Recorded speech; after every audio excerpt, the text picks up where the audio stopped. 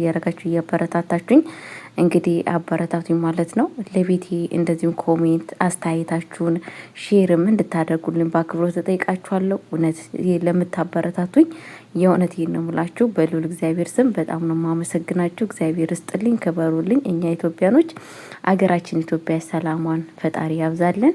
እንግዲህ ጀላችሁ የመጣው ድራማ እኔ የተማርኩበትን እናንተ እነሆ ትማሩበታላችሁ ብዬ እጅላችሁ መጥቻለሁ ማለት ነው። አሳዛኙና ልብ አንጠልጣዩ ድራማ እንግዲህ ቀጥሏል ማለት ነው። እንግዲህ አቶ አድናን ለብሌን የፍቅሩን ገልጿል ማለት ነው። እንደሚወዳትና እንደሚያፈቅራት ይብን ለብሌን ብሎ ክላሱን ትጉት አድርጎ ሳሎን እንዲተኛ ያበቃው እንግዲህ የብሌን ፍቅር ጣል አድርጎታል ማለት ነው። የእውነቴን እምላችሁ አስባችሁታል? በእንደዚህ አይነት ወንድ ውስጥ ገብታችሁ ስትነግሱ እናንተ ሴቶች ምን አይነት ስሜት እንደሚሰማን አስቡ ጋይስዬ። በጣም ደስ የሚለን የእውነቴን ነው የምላችሁና አቶ አድናን ደግሞ በጣም ከቆንጆ በጣም ሁሉም ሴቶች በሁሉ ሴቶች ውስጥ የሚመረጥ ሰውነት፣ መልክ፣ ቁመና፣ አለባበስ ነው ያለው ማለት ነው።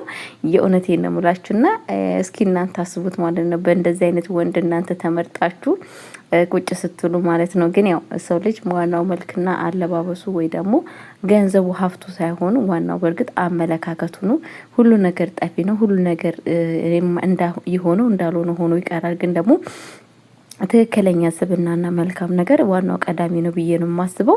እንግዲህ አቶ አድናን የእውነቴን እምላችሁ ብሌንዬን በማይታይ አይን ነያት ማለት ነው። ምክንያቱም ሴቶቹ ቤት ውስጥ ያሉት ሴቶች እሷን ጣል የሚያደርጉት እንግዲህ እሷ ምንም እንደሆነች እና አብዛኛ ጄሪ ራሷ ከማንም በላይ እንደሆነች ጄሪ ማለት በጣም ራሷን ቆንጆና ውብ ድንቅ አድርጋ የምታስብ ሴት፣ ሌላው ደግሞ እንደ ማንኛውም ሰው ብቻ እንደሆነ አድርጋ የምታስብ ሴት ነች። ግን ደግሞ አቶ አድናን ብሌንዬን በልቡ አስገብቷል ማለት ነው።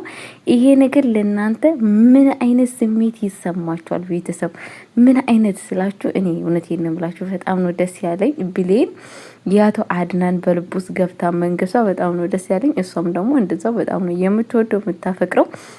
እንግዲህ ለወይዘሮ ሳራ እንደምታወደውና እንደምታፈቅረው ተናግራለች ማለት ነው።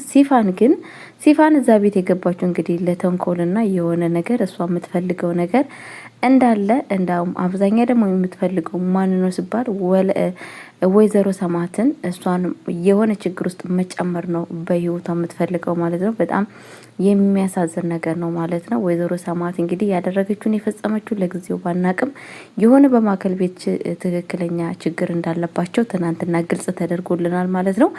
እንግዲህ ሄዳ ምንድን ያለችው እኔ ከዚህ ቤት መሄድ አልፈልግም ብላ ለሆነ ሰው ደውላ ነበረ ማለት ነው። ደውላ በፍጹም እኔ ከዚህ ቤት መውጣት የለብኝም ሄጄ አለቃቅሼ ለወይዘሮ ሰማዕት ከዚህ ቤት እናትም አባትም እንዳሌላት እንደዛውም ደግሞ ስራ ቦታ ያለችው ስራ ቦታ መግባት እንዳለባትና ለምን አዛቢ ውስጥ ገብታ ስራ ውስጥ ገብታ የራሷን ስራ ሰርታ እንግዲህ እየፈለገችውን ነገር ለማድረግ እየፈለገች ትገኛለች ማለት ነው። ወይዘሮ ሰማዕትም እንግዲህ ምንድን ያለቻት በቃ አታልቅሺ፣ ይሄ እኮ እንግዲህ ይሄ እኮ እንትን ምርጫ እግዚአብሔር የፈቀደውና ነገሮች ሁላ እኛ እንደፈቀድ ነው ሳይሆን እግዚአብሔር እንደፈቀደው ነው የሚሆነው።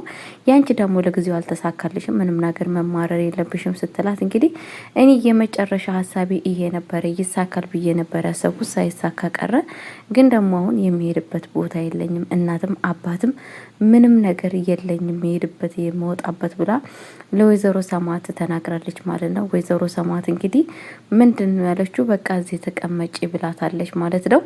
እንግዲህ በቃ እዚህ ተቀመጪ ያልሽውንም ስራም እሰጥሻለሁ ብላታለች ማለት ነው። ግን ደግሞ ወይዘሮ ሰማዕት ያላወቀችው ነገር የተሸነፈችበት ነገር ምንድን ነው?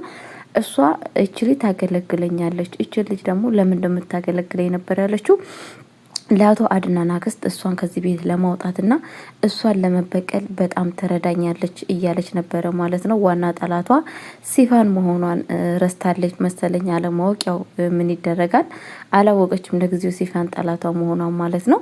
እና ለዛች ስለምታገለግለኝ የተቀመጥ እዚህ ቤት ከእሷ ጋር ያለውን ችግር ነገሮችን ሁላ እሷ ትቋጨልኛለች ብላ እንድትቀመጥ አድርጋታለች ማለት ነው። ሲፋን ግን በጣም ኃይለኛ ችግር እንዳለባት በእሷ ላይ ያስታውቃል። ኃይለኛ ከባድ ችግር እንደዚሁም የማይታለፍ ቤቱን ማተራማመስ የሚችል ነገር ነው ቤት ውስጥ እየሰራች ያለችው።